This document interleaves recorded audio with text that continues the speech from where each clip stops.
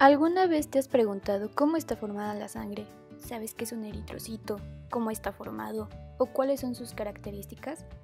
Bueno, si te surgieron alguna de estas dudas, entonces estás en el lugar correcto.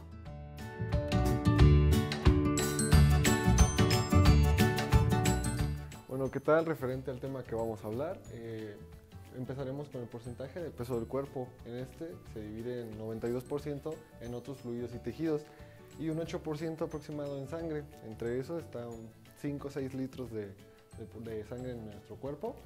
Y si agarramos una muestra de sangre y la ponemos en un tubo micromático y se centrifuga, sacamos el porcentaje por volumen.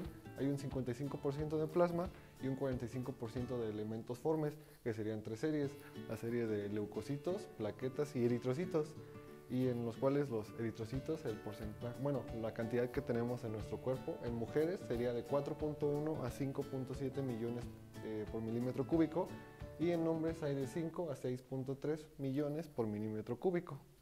Los eritrocitos son una estructura con forma de disco, el cual lleva la proteína hemoglobina, la cual transporta oxígeno. Sus principales funciones son el transporte de la hemoglobina y el transporte de dióxido de carbono en su forma de ion bicarbonato.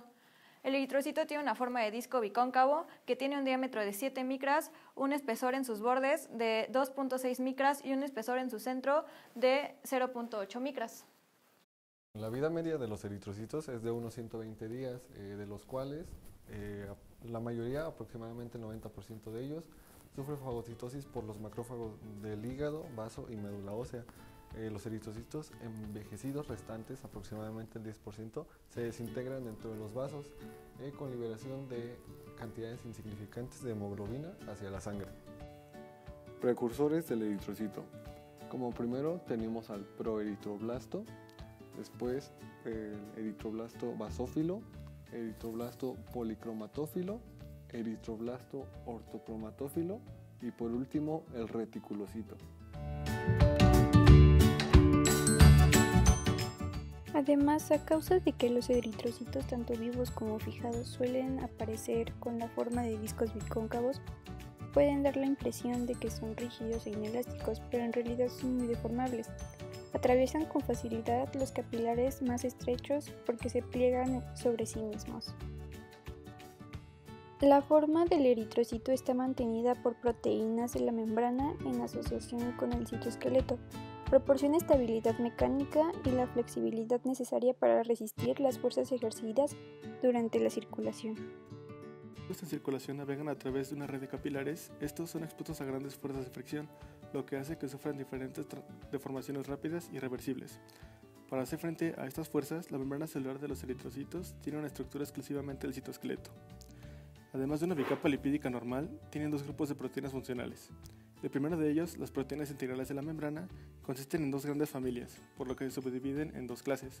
La primera de ellas es la glucoforina C, la cual desempeña un papel importante en la adhesión de la red de la proteína del citoesqueleto, y la proteína de banda 3, la cual es la proteína transmembranal más abundante de la membrana celular de los eritrocitos.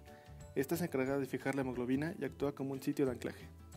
El segundo grupo de proteínas, las proteínas periféricas de la membrana, residen en la superficie interna de la membrana celular. Estas se organizan en una red bidimensional de un patrón hexagonal que forma una lámina en la superficie interna de la membrana. Esta organización del citoesqueleto contribuye a darle forma al eritrocito y le confiere propiedades de flexibilidad y estabilidad mecánica a la membrana. Los eritrocitos transportan oxígeno y dióxido de carbono unidos a la proteína hemoglobina. La función de la hemoglobina es fijar las moléculas de oxígeno en los pulmones y después de transportarlas a través del sistema circulatorio, liberan el oxígeno en los tejidos. La forma del disco del eritrocito facilita el intercambio de gases porque una cantidad mayor de moléculas de hemoglobina está más cerca de la membrana plasmática de lo que estaría en una célula esferoidal.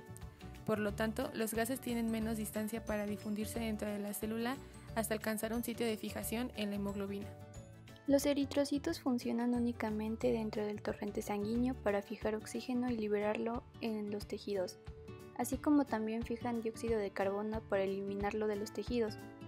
Se mencionó que una de las funciones del eritrocito es transportar hemoglobina, pues bien la función de la hemoglobina es fijar las moléculas de oxígeno en los pulmones y después de transportarlas a través del sistema circulatorio, liberar el oxígeno en los tejidos. además de que estos poseen diversas proteínas de membrana que les permiten llevar a cabo sus funciones de manera más eficiente, funcionando alguna de ellas para resistir las altas fuerzas de presión ejercidas por los capilares sobre estos y proporcionar un citoesqueleto de su membrana que le permita mantener la integridad de la célula y evitar deficiencias en las estructuras o funcionamiento de estos para que puedan seguir transportando moléculas de forma óptima.